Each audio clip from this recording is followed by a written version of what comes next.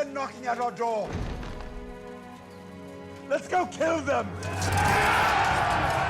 Hey YouTubers, it's Charlie, and since it's been such a long time since we've had new Game of Thrones Season 4 content, I thought I'd do a nice long preview for each of the characters in Season 4. I'm starting with Tyrion just because he's my favorite, but you can let me know which characters you want to talk about first and I'll add those to the top of my list. Since I usually post 6 or 7 videos a week, I'll try and post at least 3 of these previews each week. I'll try and space them out every other day just so I have time to do other stories. Since this character preview will deal with some of the things that may or may not happen in Season 4, there's always potential spoilers, so consider this a warning, as well as a spoiler warning for Seasons 1 through 3 and the first couple books. Tyrion is one of my favorite characters on Game of Thrones, as well as A Song of Ice and Fire. I consider it unfair to compare the characters in the books and the show too, just because there's so much more happening in the books. But right now, actually, Peter Dinklage is actually one of the highest paid actors on Game of Thrones with Lena Headey. They actually get paid about $150,000 an episode. I totally think they deserve it. Some of the things that he's been able to do with the Tyrion character, even that aren't on the page, are just amazing. So let's talk about some of our favorite Tyrion moments so far, from Seasons 1 to now. In no particular order, there's the introduction in that first episode in the whorehouse. Remember, Roz was actually in that scene. He actually had really blonde hair too, which I think is really funny because his hair color's kind of changed as the show's gone on. Then there's the classic Joffrey slap. Him sitting in the cells in the Eyrie, just looking down that cliff face. That was actually a really intense episode with very little action. Just seeing him sit there and contemplate his life was just amazing. He almost had no dialogue in that episode either. Obviously, my favorite Season 2 moment is the Battle of Blackwater Bay. That's basically like Tyrion's hero episode.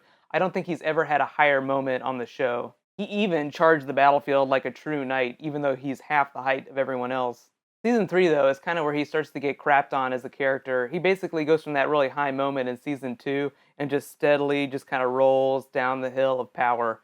Tywin comes back and he basically deposes him. He almost gets murdered in every single episode. It's crazy. One of my favorite moments in Season 3 for Tyrion is his wedding to Sansa. That's really where you learn a lot about his character. He's ordered to deflower Sansa, but he kind of hands over all of his power to Sansa and says, "I'm at your mercy. This will proceed exactly how you want it to proceed. I'm not going to force myself on you or do anything you don't want to do." So obviously it doesn't redeem his character, but it does make him a lot more sympathetic. I also really like that final scene he has with Tywin where he basically demands his rights as an heir of Castle Rock. It's really respect that he wants. It's not really about the money. He just wants to be acknowledged as a person and as a son in the same way that Jaime is. So let's jump forward to Season 4. Obviously, we're still dealing with a lot of the events in Book 3, but honestly, because the showrunners have announced that they're kind of departing even more from the story, I think we're going to see some things from Book 4. That's A Feast for Crows.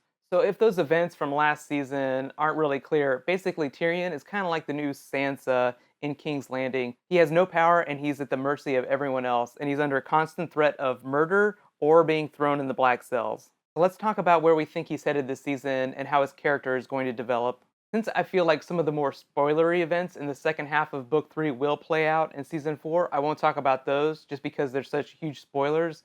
But basically, his character is in survival mode now. Since he's under constant threat of murder, he's basically like a cat that's constantly not trying to get stepped on at a party. Like I said earlier, think of that Blackwater Bay moment as his highest point, and then basically it all just went to shit. He just started to slide down that hill. And basically, what's the lowest point you can go at in Game of Thrones or in King's Landing? Well, physically, that's actually the Black Cells, because they're literally underground. Don't you think it's funny how a lot of the most powerful characters in King's Landing have actually had to sit in the Black Cells at some point? Like there was Ned in Season 1, there was Maester Pycelle in Season 2, and maybe Tyrion is going to end up in there. I don't know if that's going to actually play out, but it'll be interesting to see, being a prisoner in your own home, which is basically what Sansa is right now.